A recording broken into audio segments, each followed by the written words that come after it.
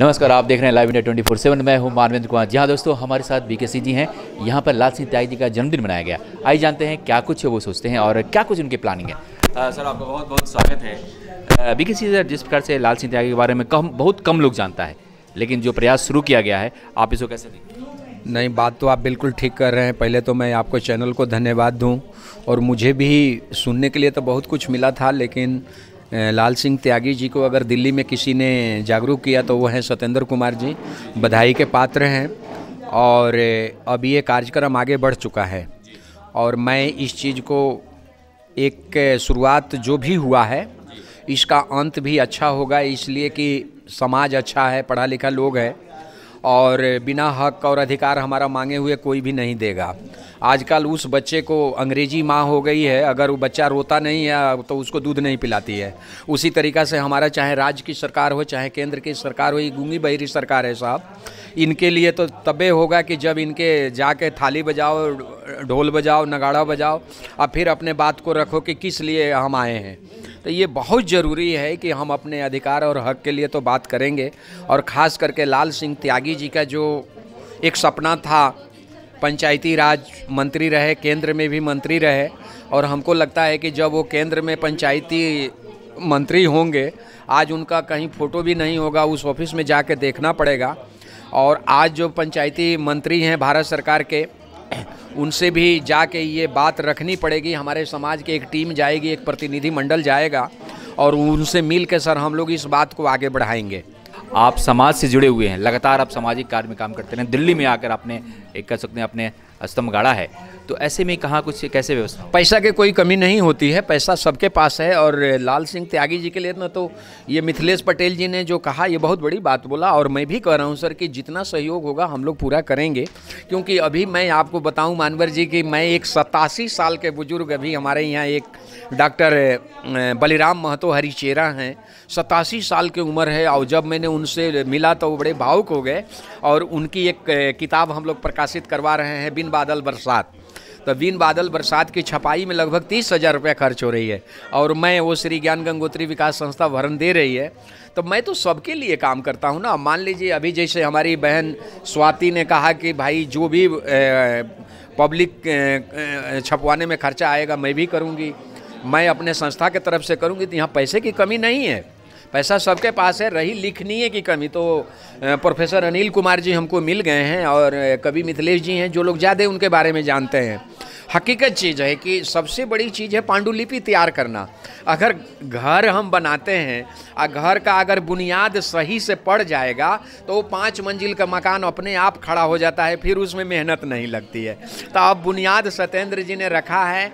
इस बुनियाद के प्रति जो है एक सुंदर मकान बनाना, एक सुंदर बगिया बनाना, वो मेरा हम लोगों का कर्तव्य होगा। और बीके जी, खासतौर से समाज में एक कमी है कि लोग एकत्रित नहीं होते, एकजुटता नहीं दिखाते।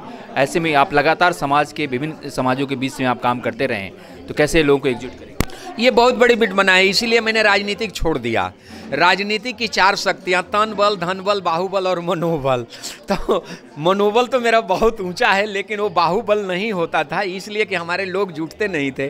और नहीं जुटने के कारण मैं राजनीतिक से हट के सर एक समाज सेवा की भावना से मैं लगा हूँ, और जगह जगह लोगों को जागरूक करता हूँ। मैं सोचता हूँ कि अगर मैं मान लीजिए हम निगम पार्षद बन जाते और कुछ मैं पैसा कमा लेता, तो मैं तो वहीं तक सीमित रह जाते ना। आज मैं बिहार के कई जिला में जा रहा हूँ, असम में जा रहा हूँ, गुजरात में जा रहा हूँ, और वहाँ पर श्री ज्ञान गंगोत्री विकास संस्था की बैनर लगती है।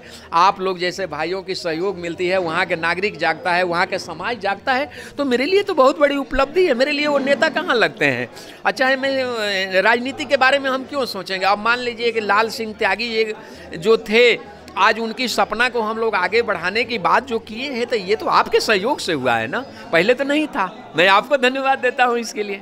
देखिए, हमारा समाज जहाँ भी है स्वतंत्र है, छोटी छोटी आबादी है, और दिल्ली के हर गली मोहल्ले में, अब मान लीजिए आप जाएंगे किसी भी दिल्ली में किसी भी ज़िला में चले जाएंगे, किसी भी गली में चले जाएंगे, तो 1-2 घर तो ज़रूर ही मिल जाएंगे। लेकिन अब मान लीजिए जब हम उन लोगों को इकट्ठा करते हैं, तो पटेल समाज पटेल के नाम पर इकट्ठा होता है, आता है, उनकी समर्थन मिलती है, सहयोग मिलती है। अब इतना तो मैं नहीं कहूँगा कि 100 के 100 ही आ जाएंगे। चलिए, आज 25 आए, हो सके कल 50 आएंगे, नेक्स्ट 75 आएंगे, और जो चौथा प्रोग्राम होगा उसमें 100 आ जाएंगे। नहीं, मैं बहुत गरीबी से निकल के आया हूँ। मेरे पिताजी एक छोटे किसान थे। मैं अपनी वो दुख और दर्द को झेलते हुए दिल्ली में आया हूँ। अब मैं यहाँ मध्य प्रदेश गवर्नमेंट में प्रोटोकॉल ऑफिसर था। मैं वो नौकरी छोड़ने के बाद मुझे बहुत मैंने भटकना पड़ा।